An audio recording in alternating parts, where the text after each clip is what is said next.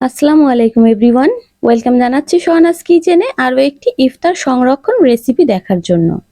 আজ শেয়ার করব বেগুন একদিন প্রসেস করে 1 মাস কিভাবে সংরক্ষণ করতে পারবেন। এই রেসিপিতে বেগুনিটা ভাজার পরে মুচমুচে থাকবে 6 থেকে 7 ঘন্টা পর্যন্ত। আর খেতে যে কতটা মজা একবার বানালেই বুঝতে পারবেন। ওপরটা একদম ক্রিস্পি আর ভেতরেটা তুলতুলে নরম।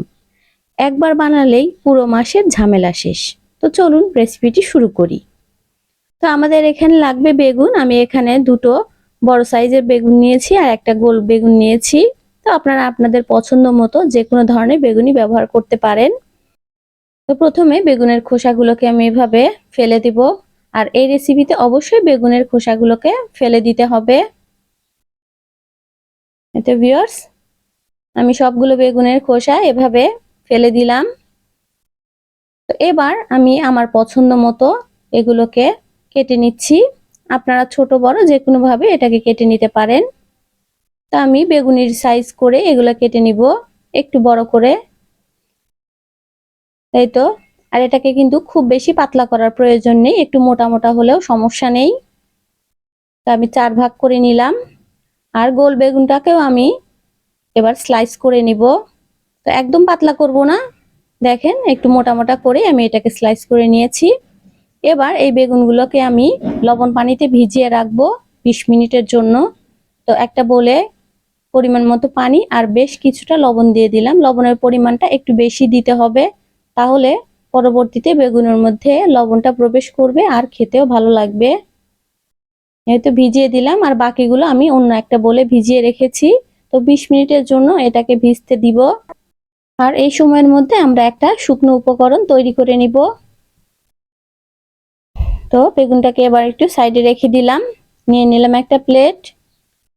তো এর মধ্যে এবার দিয়ে দিচ্ছি 6 টেবিল চামচের মতো বেসন আর 3 টেবিল চামচ চালের গুঁড়ি। তো ভিউয়ার্স বেগুন অনুযায়ী আপনারা এই মিশ্রণটা তৈরি করে নিতে পারেন, কতগুলো বেগুন নিয়েছেন তার উপর নির্ভর করে। তো আমি যে পরিমাণ বেগুন নিয়েছি তাতে 6 টেবিল চামচ বেসন আর 3 টেবিল চামচ চালের গুঁড়ি নিলেই হয়ে যাবে। এবার দিয়ে দিলাম 2 চা চামচ শুকনো মরিচের গুঁড়া। তো আমি ঝালটা একটু বেশি দেব, আপনারা যদি কম খেতে চান তাহলে একটু কমিয়ে দিতে পারেন। আধা চা চামচ পরিমাণ হলুদের গুঁড়া দিয়ে দিলাম। দিয়ে দিচ্ছি এখানে মাংসের মশলা উঁচু করে 1 চা চামচ। তো আপনাদের কাছে যদি মাংসের মশলা না থাকে তাহলে ম্যাজিক মশলা অথবা গরম মশলাটাও ব্যবহার করতে পারেন। স্বাদ মতো লবণ দিয়ে দিয়েছি। এবার সবকিছুকে খুব ভালোভাবে মিশিয়ে নিচ্ছি। তো ভিউয়ার্স আমি হাত দিয়ে সবকিছুকে খুব ভালোভাবে মিশিয়ে নিলাম। আপনারা ইচ্ছা করলে কিন্তু কোনো স্টেইনারে এটাকে চেলেও নিতে পারেন। এই তো ভিউয়ার্স মেশানো হয়ে গেছে। এবার এটাকে সাইডে রেখে দিচ্ছি। এবার নিয়েছি দুটো ডিম। ডিমের মধ্যে সামান্য একটু লবণ দিয়ে ডিম দুটোকে খুব ভালোভাবে ফেটে নিতে হবে। একটু ফোমি করে ডিমটা ফেটে নিতে হবে। এই তো ভিউয়ার্স ডিমও ফেটানো হয়ে গেছে। এদিকে যে বেগুনটা আমরা ভিজিয়ে রেখেছিলাম সেটাকে খুব ভালোভাবে পানি ঝরিয়ে নিয়েছি। চেষ্টা করবেন যেন বেগুনে এক ফোঁটাও পানি না থাকে। ইচ্ছা করলে আপনারা টিস্যু দিয়ে এটাকে মুছেও নিতে পারেন। তো এবার এই বেগুনগুলোকে আমি যে শুকনো উপকরণ বানিয়ে রেখেছিলাম সেগুলোর মধ্যে কোট করে নিব।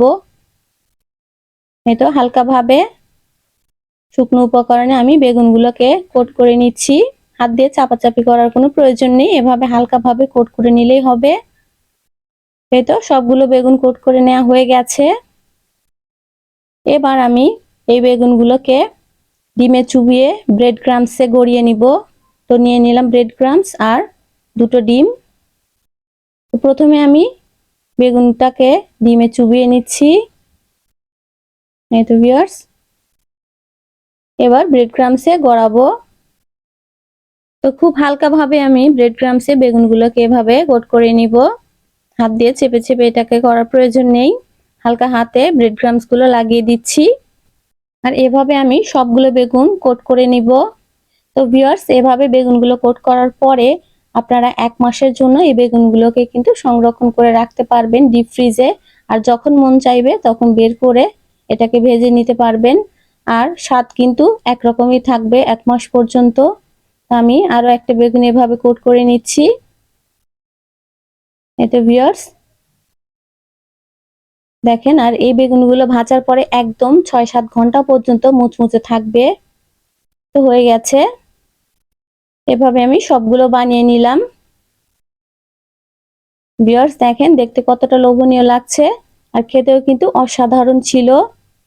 তো ভিউয়ার্স যদি ভালো লাগে এভাবে বানিয়ে 1 মাসের জন্য সংরক্ষণ করে রাখতে পারেন। যখন খুশি তখন বের করে ঝামেলাবিহীনভাবে এটা ভেজে নিতে পারবেন। আশা করছি আপনাদের কাছে ভালো লেগেছে। ভালো লাগলে এই রমজানে অবশ্যই একবার হলেও ট্রাই করবেন। লাইক, শেয়ার, কমেন্টের মাধ্যমে আমাকে জানাবেন।